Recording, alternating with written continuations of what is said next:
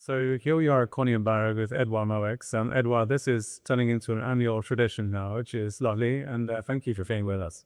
Thank you very much. It's a pleasure. We were with you last week in Bordeaux, and we tasted the 25s, which are looking fantastic.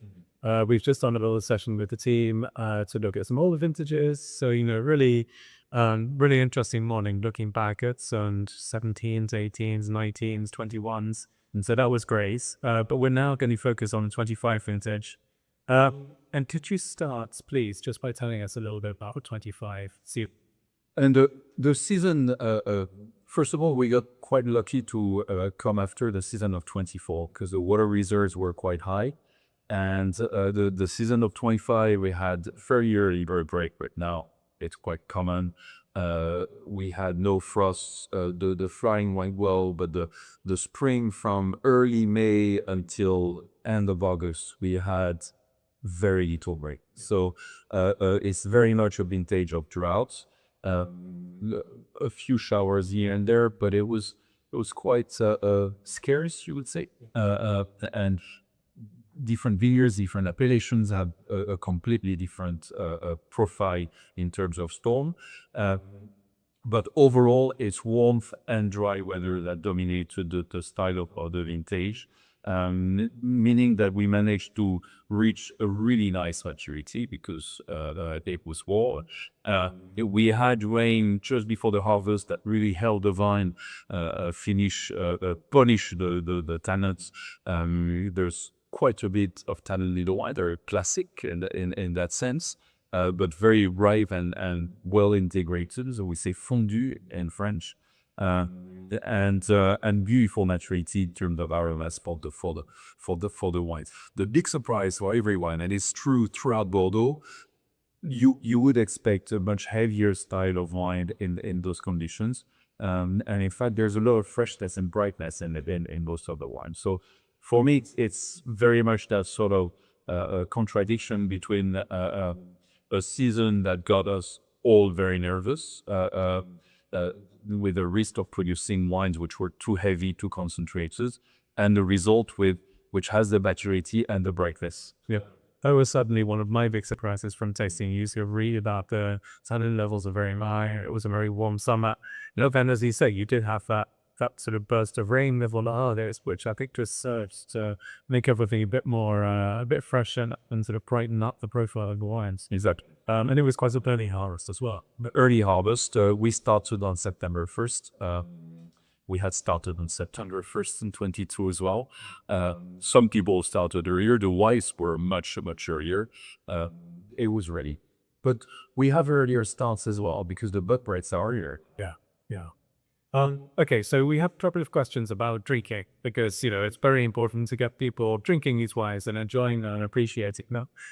Thinking about the 25s to begin with, when do you think the drinking profile will go from and until roughly? Yeah, I mean, you heard me talk about DBY, Dream Bordeaux Young, and it's true that we need to be able to look at Bordeaux with a both ethic eye when the wines are young, and I think 25 has all those warm vintages with that beautiful flesh that surrounds, that wraps up the acidity and the tannins, allows them to be approachable on the younger side.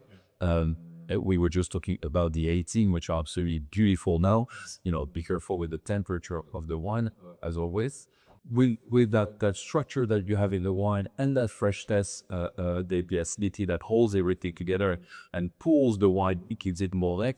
It will clearly help the wine age well. So we are in front of a, might I call it a modern vintage or a vintage of Bordeaux days, more precisely, where you can drink them earlier, but you will be able to wait for 25, 30 years if you decide to.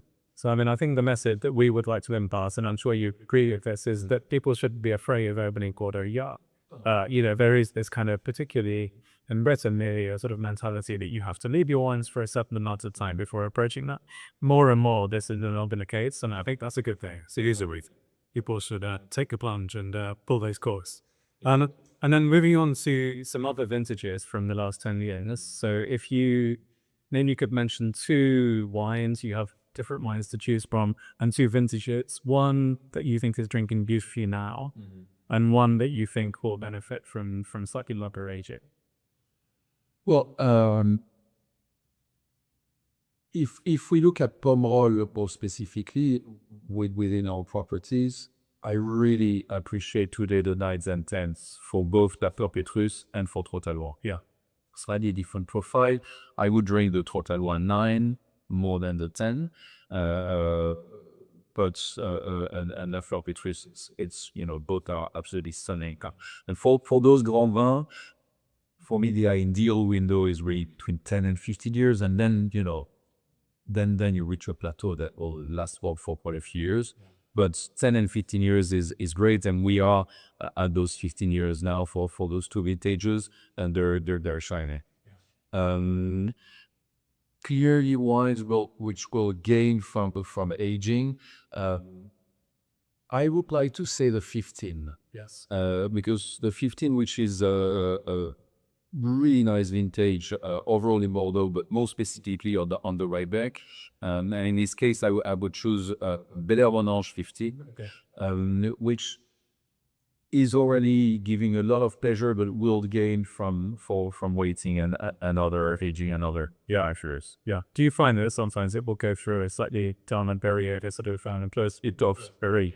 And the 50 is coming out of that time press. Yeah. And then it's true that they will gain to wait for 40 longer. While I'm drinking the 18 Veil, Yeah. which I'll Something right now. Yeah. The 80s. So the 90s are beginning to be something as well. Yeah. Yeah. So that's good to see. Thinking about the Cabernet at large, we hope and we expect that there will be a lot of interest around all 25s. Bordeaux is in maybe a precarious situation at the moment, and so how, not thinking specifically about your wines, but thinking with your other hats of wine merchant activity, do you think this is going to be a campaign in which Bordeaux reaches out and makes friends with people and sort of does the right thing? I'm holding for that. I think there should be a slight increase on the price, because 25 is a stunning vintage. And the Bordeaux system, the Primeur Bordeaux system, has always been to mark the quality of the vintage with a slightly higher price. But it needs to remain symbolic. We have a beautiful vintage. We have the opportunity to release it at a really approachable price, what we call the Primeur price. We have small volumes, so there will not be offers going throughout the world, which sometimes are not backed by quantities, just because people want to move the stock, which is always the biggest risk in a campaign. The volumes are really, really tiny. I mean, we're talking about an average of 20 to 25, 26 throughout Bordeaux. There are a few vineyards that have produced a little more, but that really is the tendency.